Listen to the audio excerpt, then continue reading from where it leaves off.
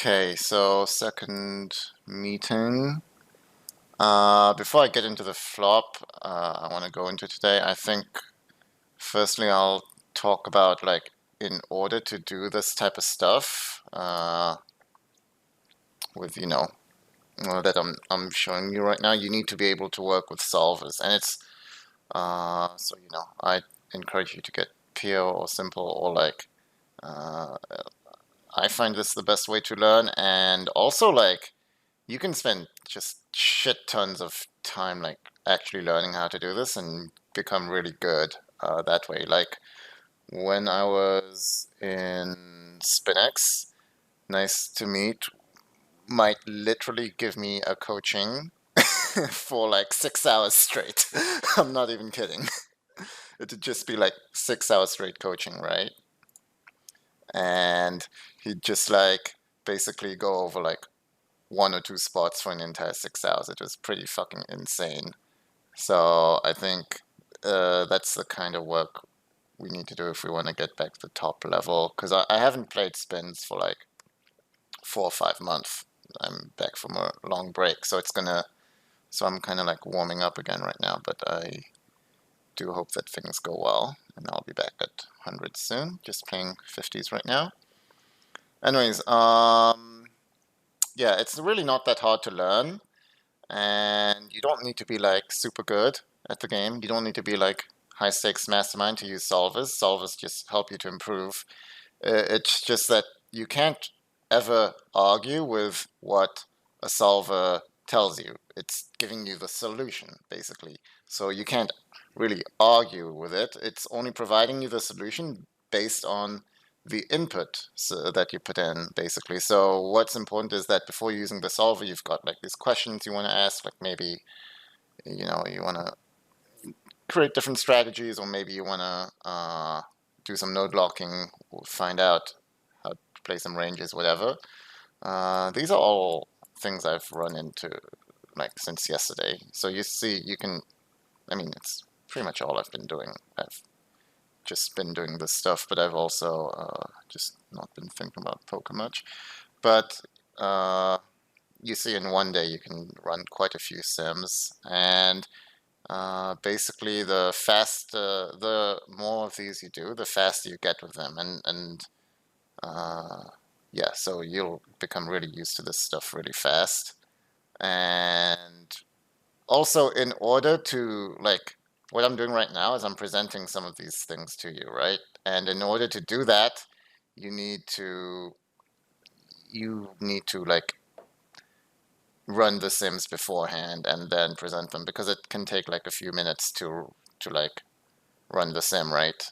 Just in the solver. So you can't just like gather a group and then be like, all right, let's look at this flop right now, and then like go into PO. Like, no, you need to prepare it ahead of time. That's the only tough thing. And then, like what I did is I'd basically look at some of these, and then, so for today, I have some notes that I want to go over.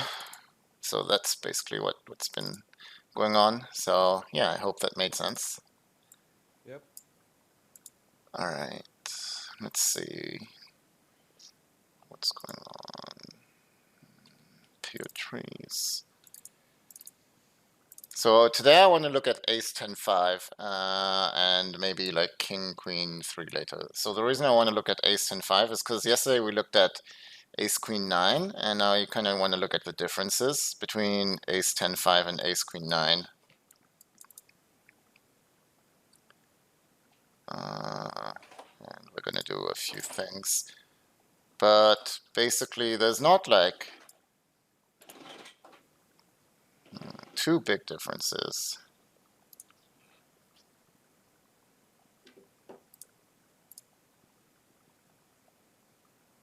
Wait.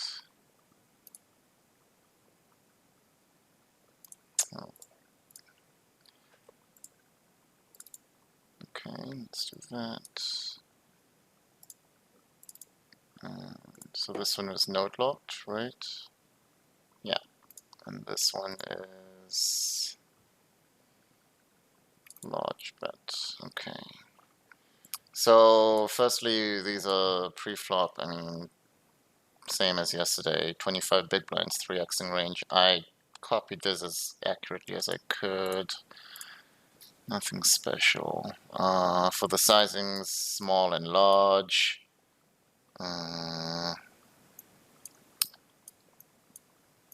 Okay, turn and river doesn't really matter. So what do you guys think will be the strategy on ace 10-5 here?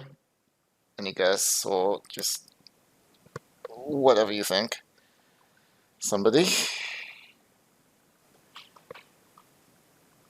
Hello? Everybody's shy. Yeah, we discussed this yesterday, and it was like a little bit. I think we'll be more small betting. Mm-hmm. Yeah, I think the same. Yeah. I'm not doing. Okay, so basically on this board, there's actually not going to be any large betting at all. So like on ace queen 9, there was a ton of large betting, right?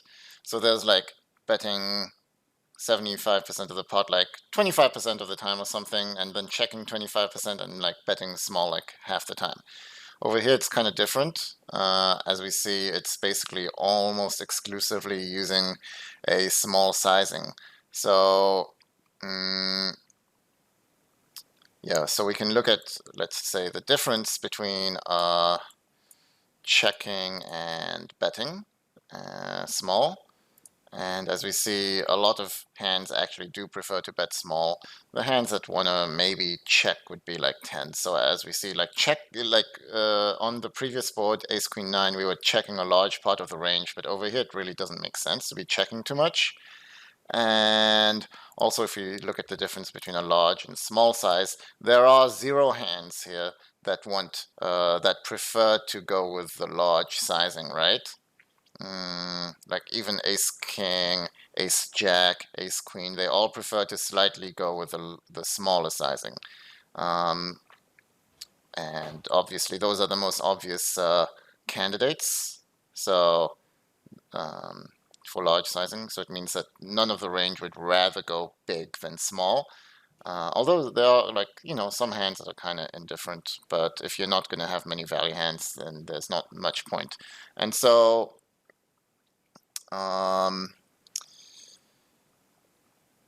yeah, what we can do is we can look at, so I did also look at only large bet sizing here, just because I was curious, and this is how the strategy would end up looking like. So it would, the funny thing is, yesterday, if we chose only a large sizing, it would be checking a ton, right? It would be checking like over half the time. In this flop, it's going to check very rarely still. And because of that, you're going to have to come up with a ton of really random bluffs. You're going to have to like end up bluffing a ton of your like queen X's, ton of your like jack X's, even without backdoors, ton of like random hands. And so because of that, it actually means that on this flop, it's going to be much harder for us intuitively to know what we're supposed to be doing if we go with only a large size strategy. And although the EV difference is not so big, it's actually kind of big. It's because of the fact that, yeah, we just looked at the differences between small and large and small and check. And as we saw, like, no hand really favors the large sizing. So the difference between these two strategies is actually kind of big in EV. So there's just not much space for large sizing, firstly. And secondly, even if we wanted to force this large sizing strategy, it means that we would complicate our own strategy because we'd have to find so many random bluffs. Whereas on the previous board, ace queen 9 or like king queen 8, we didn't need to find a lot of random bluffs because we were checking over half the time. We were checking like 60% of the time or something, and we could actually just be bluffing, right? We could just be bluffing with hands that had equity and just give up a ton with no equity hands. Or if they had no equity hand that was bluffing, it would usually have a black backdoor of some kind. Whereas that's just not the case here. That makes total sense. I hope, right? Uh-huh. So, also, another reason why picking a large sizing here, unlike yesterday, is because big blind's going to have a very simple solution. So, I mean, he's basically calling every pair and every gut shot, and he's not floating anything. Like, it's very simple to play against as well. So again, that's why I don't really like using a large sizing on this board. Whereas against a small sizing, this is what happens. So as we see, they're going to be floating a lot. Now, it's not particularly hard to float too little or too much. Like, I think regs do play something close to this in general, close to the GTO solution. But we're investing more when we go with the large sizing. And also, since we're complicating our own strategy, that also makes it worse. So I'm gonna close this since we're not interested in this anymore. And we're just gonna go back to the GTO strategy. So basically you're c-betting 100% of your range, and with a small sizing, almost on this very dry flop, which makes a lot of sense since we've got an equity advantage, we've got a nuttiness advantage, we don't need protection, and they're not going to be able to raise too much, so it makes a ton of sense to just c-bet your entire range with a small sizing here, and then they should be floating a ton. So as we see, any backdoor with an overcard, they should be folding. They should be calling even some like backdoors with like backdoor with anything. Backdoor with like backdoor straight draw. So make sure to continue with any backdoor plus backdoor straight draw. Now the funny thing is, I feel like on these flops, some people might even be floating even wider. So what I mean is, I think a lot of people might be floating even with like king high, like any king high. Maybe they're floating with all their backdoors. So you see, they should be folding still almost 40% of the time, which is quite significant. But in this sim, I node locked for them to be floating way wider. So I included that they would float every single king and every single queen, because that can put us into, that can confuse us a bit on a lot of turns, since everyone knows they should be betting a ton on this flop, but then people get very confused on the turn. So I wanted to look more at turns today.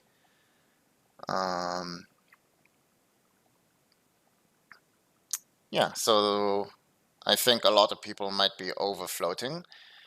And it's also, like, this is going to be a good sim to go through on the turn anyways, because solvers use the minimal exploitative strategy, not the maximal one. So it means like, what that means is that they provide the exploit that allows us not to get exploited by villain, considering he keeps the same leak. So we're going to look into that. Okay, so let's say that they call, and let's look at a few different turns. So let's start with the 6. So over here, also feel free to interrupt or ask anything, obviously. So over here, we got the GTO solution on the right, and the solution where we had him floating too wide on the turn. So the main differences that are going to arise is that when they float too wide on the turn, the small blind should be barreling more, a lot more wide. And we need to look a bit at like what are the best types of hands to actually be barreling. And the best hands to be barreling would always, so like kings would generally be bad hands to be barreling because they're king high. King high would be some of the hands that villain would be floating the most against us. So it like barreling a king kind of doesn't make sense. It's also got a tiny bit of showdown value, although that really doesn't matter that much. And so kings are kind of bad to be barreling. Some of the best hands to be barreling. So in general, one general concept to get is that out of position, you only want to barrel equity hands in general. in position, it's very different. However, out of position, because of the positional disadvantage, equity hands are very important in order to be barreling. So you're going to be seeing here hands like gut shots are going to be barreled, and tons of gut shots are being barreled. Ace X are going to be barreled. But in terms of pure bluffs, like, it's not going to barrel, for example, a hand like 9-5. Whereas hands such as Queen, okay, well, 9-5 is a pair, but I mean 9-4 even is a very rare barrel, for example.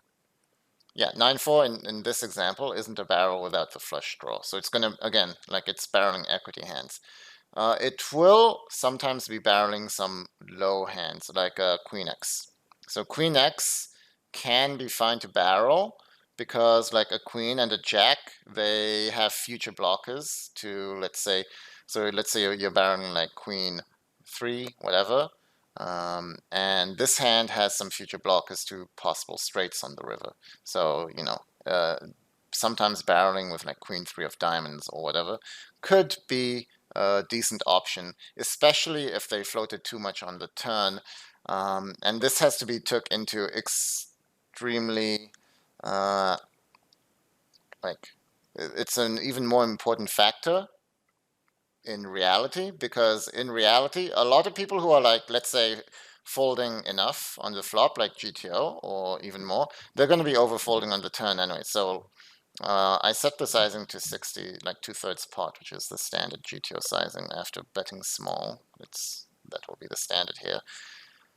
And so over here, GTO would never fold a 10, and it would be continuing a fair amount of 6s and 5s. And over here, let's just look at GTO first. So, but if someone is folding too much on the flop, then I can kind of expect them to also be folding too much on the turn. And so they might just fold all of their 5s and 6s anyways. So it makes it really great to actually be over bluffing a bit on the turn here, because a lot of people just bet on the turn and they don't know what to barrel with. But I would recommend hands like Queen X and Jack X, especially since people are floating too much on the flop, and I don't think they'll float enough to 2/3 against the turn bet. Now, what's interesting is that since they have a wider bet, since they floated wider on the flop, it means that they actually need to float way wider on the turn. So what's that mean? It means they need to continue with almost all of their 6s. So over here, as we see, they had an appropriate floating range on the flop. They didn't overcall, and so they can fold most of their 6s. Here, because they floated so much, they now have to call like tons of their 6s, most of them, and they have to call more of their 5s as well. That's usually not going to be happening in reality. So it makes a second barrel even more profitable with hands like Jack 4 of diamonds or whatever. And as we notice, like, GTO is still overfolding on the turn in this sim. It's folding like 7% more, or like 8% more, despite the fact that it's calling way more of its 6s and 5s. And so I think that's a pretty big deal.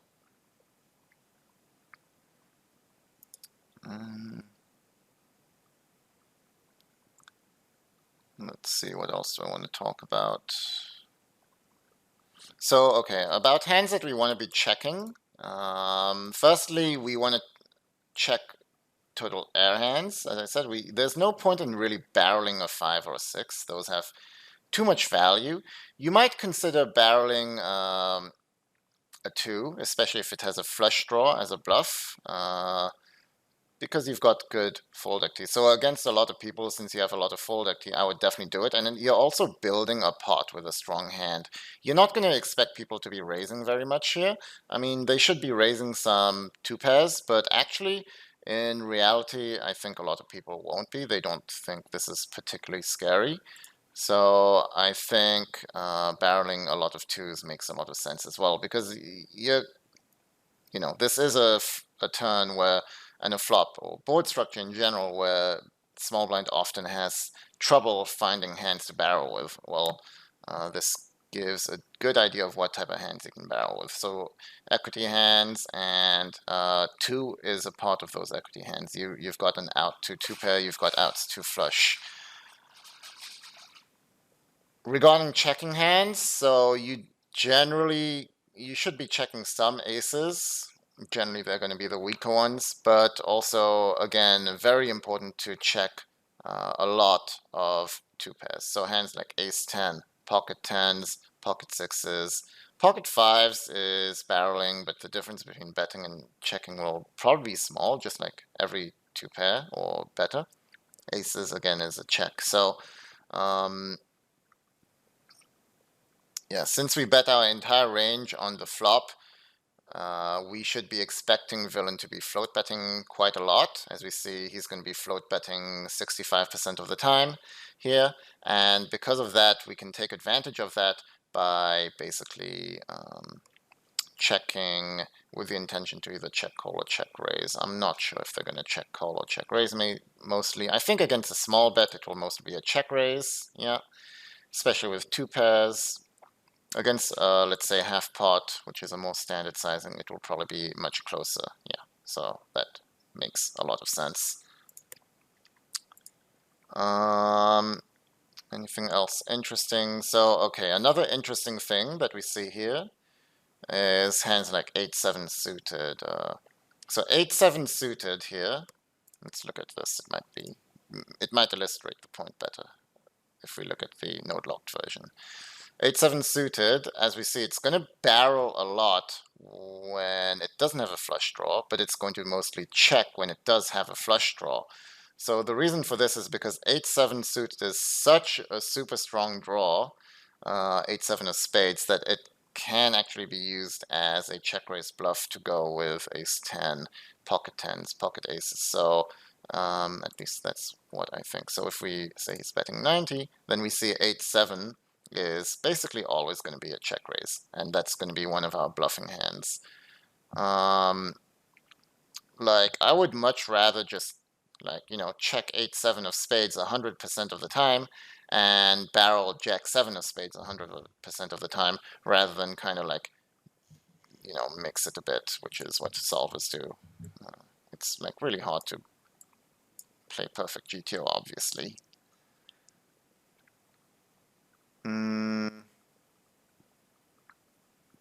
Yeah, so I think that's it for this particular board. Do you guys want to go through some different turns or go in more detail on some particular hands? Could you show a queen on the turn? Yeah, that's a good one. Okay, so let's show queen of spades.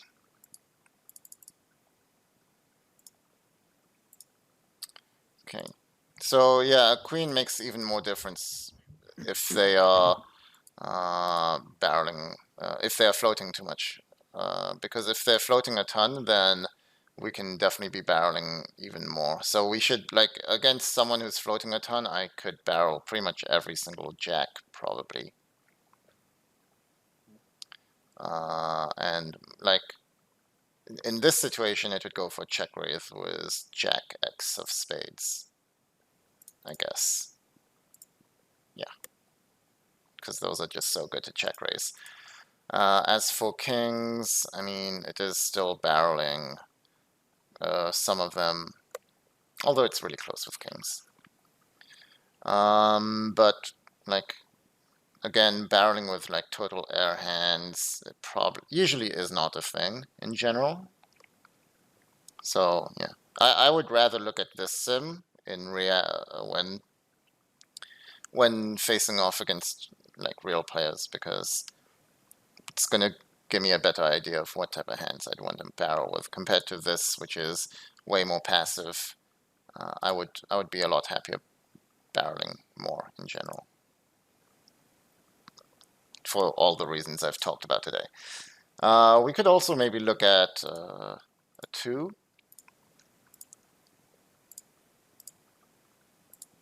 Because, again, there's a big difference in the 2 between checking and betting. And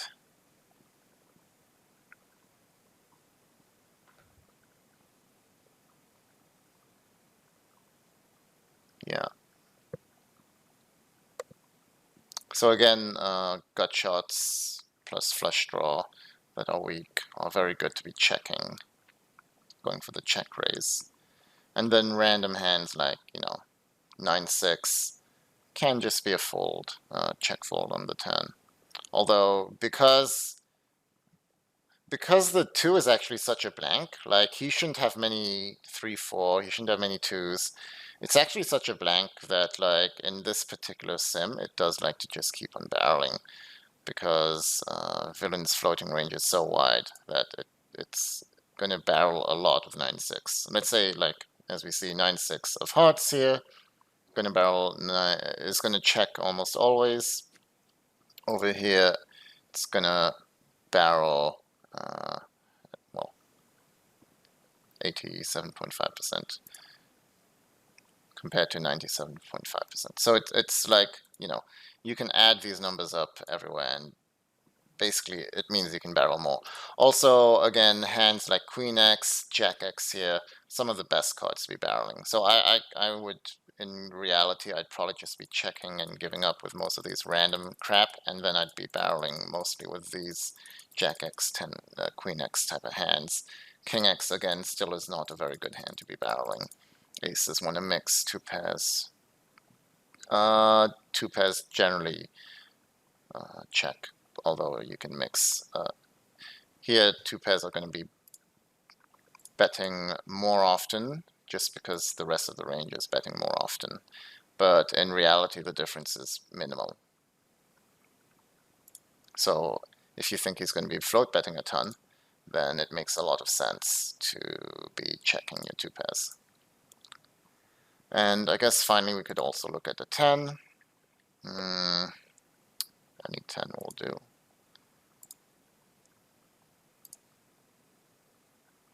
Okay, so this is a really huge difference, as we see. So it's a 90% to 68, so it's a 23% difference, basically. And in this sim, it's pretty much checking its entire range, we could say. Whereas over here, if they're floating so much, we can still be barreling a lot of hands. So, like, GTO would be checking. I would just simplify this to checking 100%, whereas over here, in reality, still makes a lot of sense to be barreling with hands like a 10x, even some aces just for value, and some of, like Queen Jack is one of our weaker gut shots. We want to fold out King highs. And we can barrel more like flush draws, basically. Anything else you guys want to look at? Otherwise, we'll move on to another flop. I guess on the padlock on the river, we're going to bet as well, even more, no?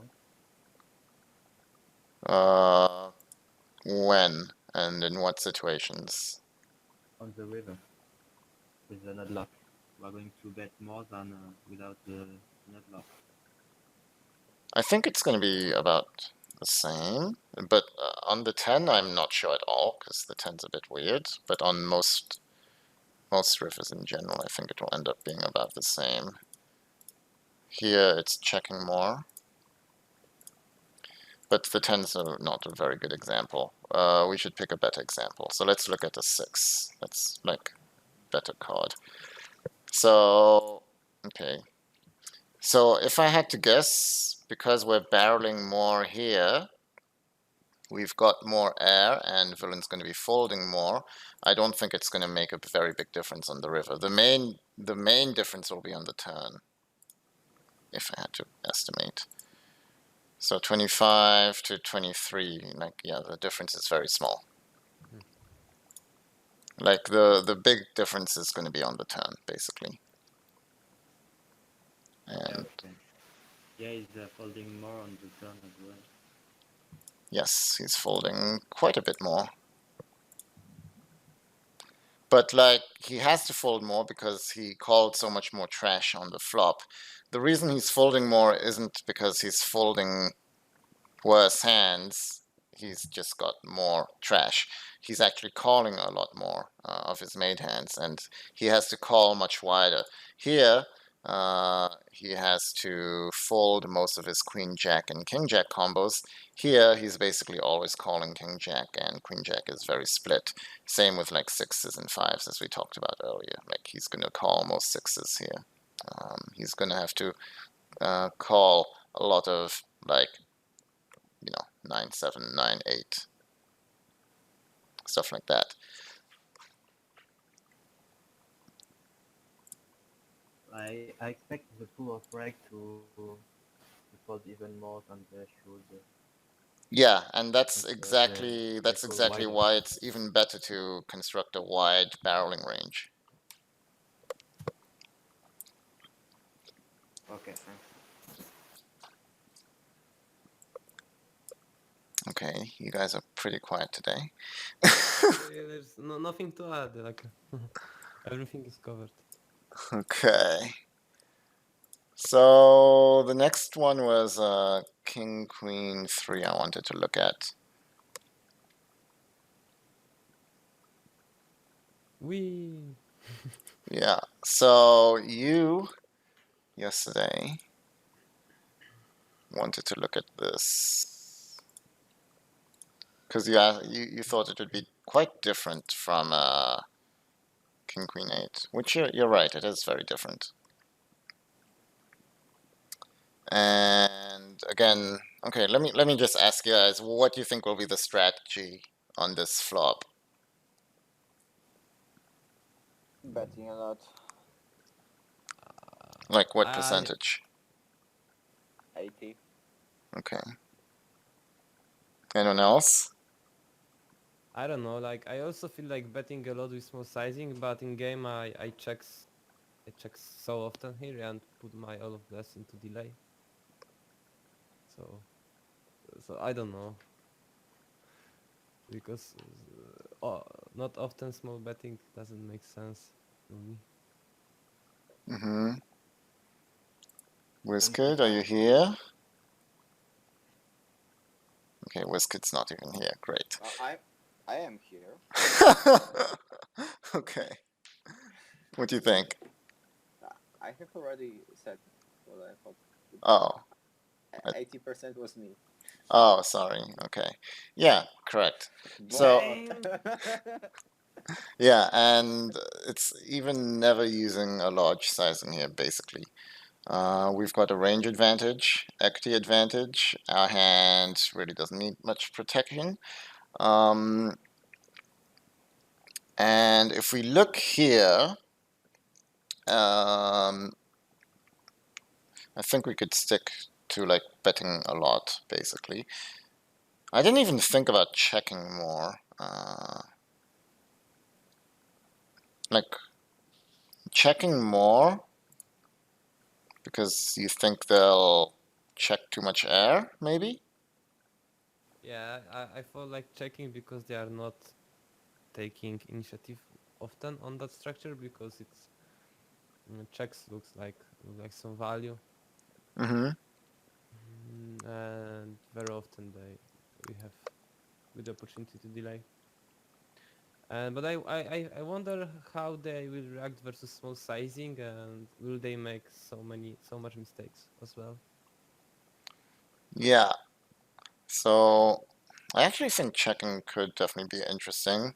Although the thing is, I was looking at this, and yeah, the difference between checking and betting is actually really small. So if you want to construct a strategy where you're checking a ton, that actually makes a lot of sense because like it's clearly not favoring like betting massively over checking. So I think that's something to look into for sure. Unfortunately, So it doesn't matter what you do, it's only game of luck. I mean, yeah, pretty much. That's why I love poker, man. Okay. But anyways, So over here, I don't think people will be overcalling, unlike the previous flop, because as we see, GTO is folding only 28% here, and the hands it is folding kind of make a lot of sense to be folding. And it's floating like ace-x. I think most people are going to do that. So I don't think many people will be over calling, nor will they necessarily be overfolding. I think it's kind of hard to, again, really make too many mistakes against small sizing. There is one thing that they can do, and that is that they would raise much less than this, I think. I think, as we see, GTO is raising 16% against the small bet, whereas in reality, I think people would raise like half that or even less. And it's going to be raising hands such as 3x, especially with it's always got a backdoor flush draw. It's going to raise a lot of strong kings, basically. We could say like king 9 and better very often. It's going to raise a few gut shot type of hands, jack 10, jack 9, 10 9 sometimes. And it's also going to raise hands like ace x, the weakest ace x, so like ace 2 and ace 4, because they're just going to lose to stronger aces, which are very much in our range, and they do have some equity against the king and queen as well. So weak ace x makes some of the best bluff raises, and it's even going to raise some random like backdoors, and it's like, yeah, like I don't think people will be raising enough. What's the plan on the future streets when you raise here? I'm not sure. We could look. Yeah, I'm also interested how we should behave versus that race, like small versus small race. Okay, so against a small raise, you want to, because they are actually raising quite a lot. Since they're raising a lot, we have to, GTO at least would react by re-raising. You chose extremely small this raise sizing on the flop. Yeah, because I mean I made it 2.5x, which is pretty standard. You think so? When they see bet with 1/4 sizing, they usually see bet to 90 or 100. What I know. I don't really think so, but I mean, I think Insta GTO is raising something like 82. Yeah, but Insta GTO also has a default sizing. That's why Insta GTO is way worse than PO, because you can't put in your own inputs, right? Like Insta GTO has sizings and then you can't even change them, so you can't mess with it. You can't node lock. So I'm not. I mean, Insta GTO is okay, but like I would never compare it to PO, for example, or Simple. But okay, they won't. When we are on the big blind shoes and we raise, the small blind is probably not calling those low aces, I think. At least I wouldn't. So maybe there is also nice profit to be raising something in big blind shoes, because he has to call. Yeah, like I see that those aces I'm not calling, and yeah, those hands. Yeah, no, I agree. Like, I think small blind should be raising more, but I don't think people do it nearly enough, anyways. But Big blind, yeah. big blind, yeah, big blind should be raising more, but I don't think people do it much. So that's definitely something that we could try to do more. But that's not the question I had in mind. But yeah, you're making good points. I definitely agree that if I was in big blind's shoes, I definitely see good opportunities to be raising with a pretty wide range. Yeah, okay, but we will discuss it later. But also on this structure, people are probably not going barrel very often. After this review, we'll probably barrel, but generally I think like people are checking a lot of the turn, and then we have the opportunity to take down the pot, maybe even in the more safety way. But we will Uh-huh. see. We will see. You see my point that Yeah. like maybe floating a little bit wider on these structures might be more profitable than. Mm, But we have to float really wide on the flop for small yeah. sizing, so we don't have to be really crazy. Yeah, like I think people float enough in general. Like regs float enough. Maybe a fish will fall too much, but I don't think regs fall too much on these type of flops for sure. But the raise is definitely going to change how people would change, how we should be playing on the turn, but it's not by barreling. But yeah, the reaction should be to basically re-raise pretty wide as well. Like we're supposed to be re-raising hands like ace-3 sometimes. We're supposed to be raising hands like, you know, some 10-8 or something, some weird backdoors. In reality, since people aren't raising so much, I probably wouldn't do that. But I don't know. We can look at a future street. Okay, it's just gonna barrel a lot. Checking showdown value. Checking showdown value and the best draws that cannot call a check raise.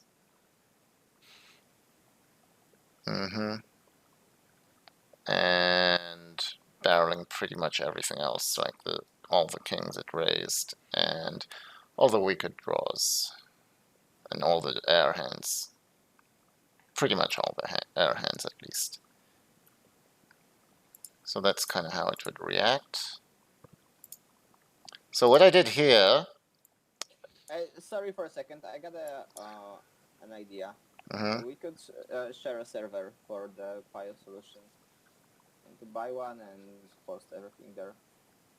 Yeah, that we could do that. Yeah, I don't know how to do that, but Me neither. okay. But I know that you can. I mean, all I know is that you need to get a server, which costs some money, and then you get everybody together on it. But I don't know much else. I'll try to find out more about that. Okay, yeah, but that's definitely a good idea. Um, Also, I just got access to Simple Post Flop on Hyperscroll server, so I'll be trying to use Simple a bit more as well. Okay, great. So over here, this is my node locked version. I didn't node lock anything here. This just changed automatically, and the reason why it changed automatically to now be betting even more, like basically 100%, is I decreased villain's raise percentage. So one of the reasons why we can't, like GTO is not c betting 100% is because it is raising a lot, which means we're gonna, we're gonna have to fold a lot, or we're gonna have to like get into some tough spots and play back.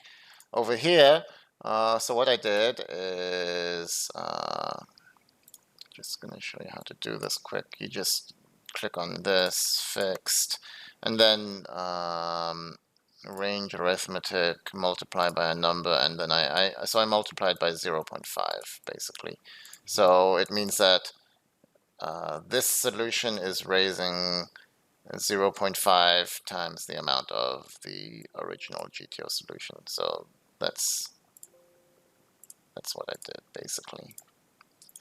And it comes out to this, and as we see, he's still going to raise mainly value, but like I still included a few small bluffs, and that's the only difference I made, and it's going to change quite a lot. Well, firstly, we're entitled to be betting way more since we're not getting raised. We're going to still be facing decent amounts of folds, which isn't bad, but what's going to happen is on the turn,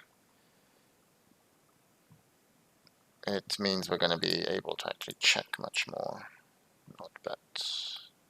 So So over here in the GTO solution, it's supposed to be barreling a lot. And a lot of people get very confused on the turn because they think they need to be barreling. Whereas over here, it's actually checking like 80% of the time. And again, the difference between barreling or checking is there are 0 hands that benefit a ton from barreling, whereas there's a ton of hands that benefit a lot from checking. It's going to be the same here, but it's not going to be as extreme as we see. It's going to be much closer. So, you know, like here aces is clearly barreling. Here aces is like in a lot of spots almost the same basically. Here ace queen off, for example, is clearly or like better as a check. Like ace king is better as a check here, whereas here ace king is better as a bet. So we see it's like slightly favoring checking overall.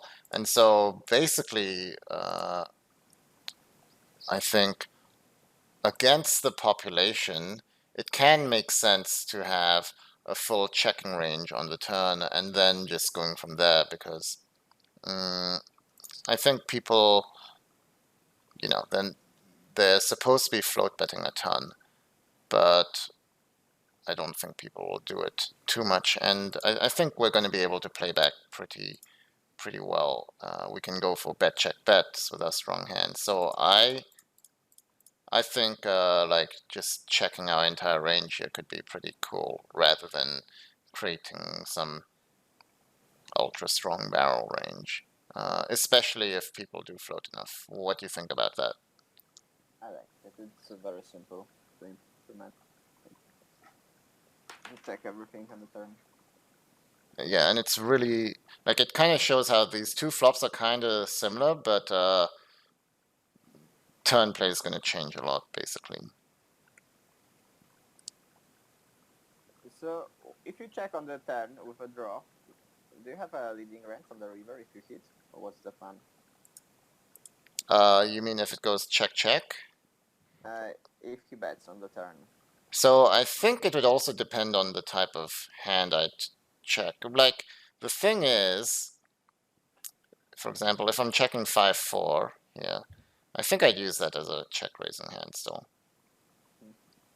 I would probably still check call with like Jack 7 if I was going to check it.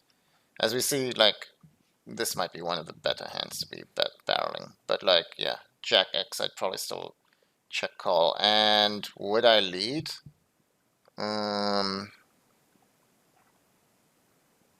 think it makes sense, yeah, to have a leading range.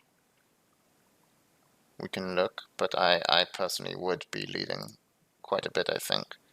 And GTOs should be betting small rather than like half pot or even like bigger, like 3/4.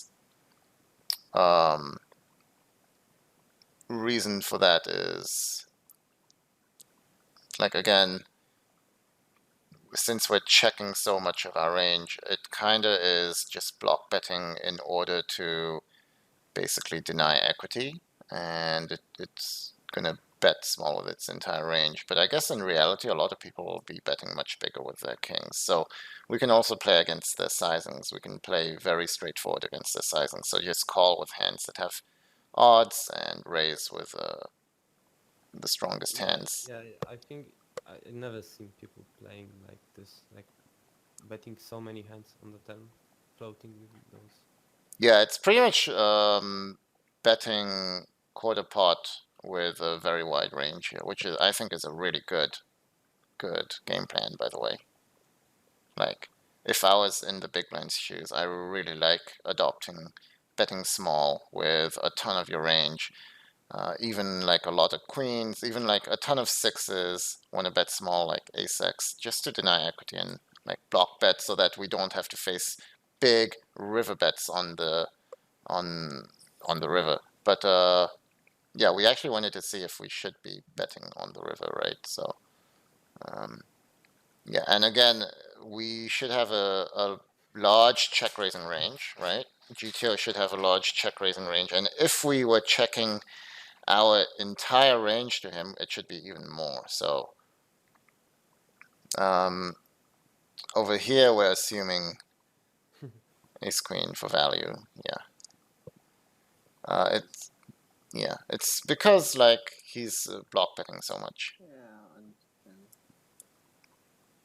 And let's say we make our flush, like GTO would never be just donking on the river, but maybe you don't have it in your parameters.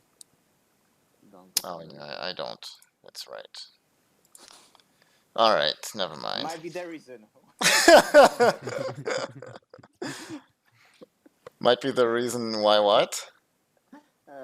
Why GTO is not dunk betting. Yeah.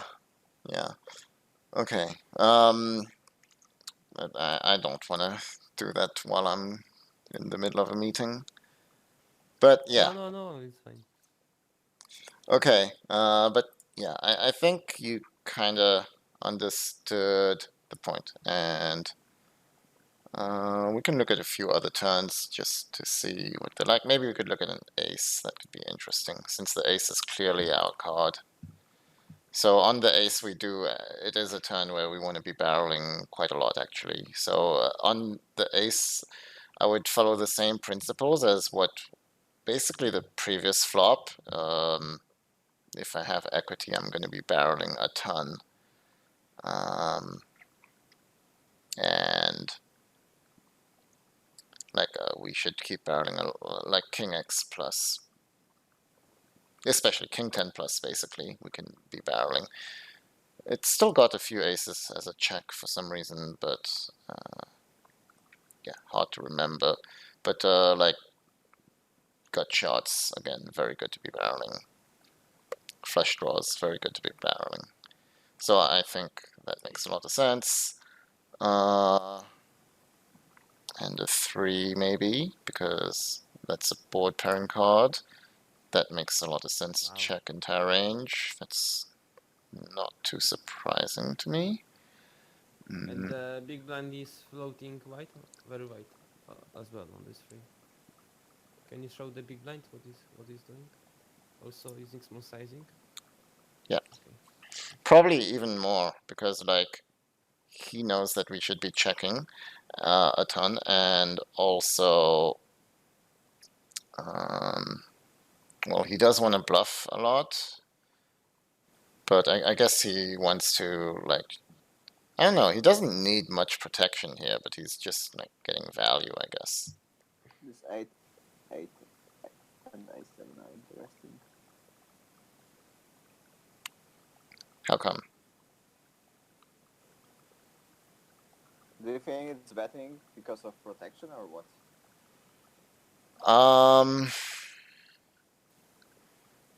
I think it is kind Heart of. usually, so maybe it wants to barrel it on the heart. I don't think so. I don't know. Let's see. Oh, it does. Well, sometimes. Okay, it's kind of indifferent. Yeah, that's pretty interesting. I know heads up. This is a spot where it is betting with ace-x for value, basically, to like, and just to deny equity. However, in these positions, it looks like it's more of kind of turning its hand into a bluff, and just because so much of the entire range is actually barreling, because in heads up it would never be this frequency of not barreling, float betting. In heads up it would be like many more checks basically. In three-way it looks like it's kind of just betting a ton because the rest of the range is. I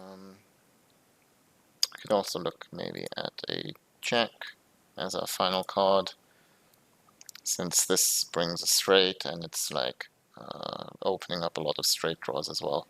And Jack is probably one of the most complicated cards in the deck.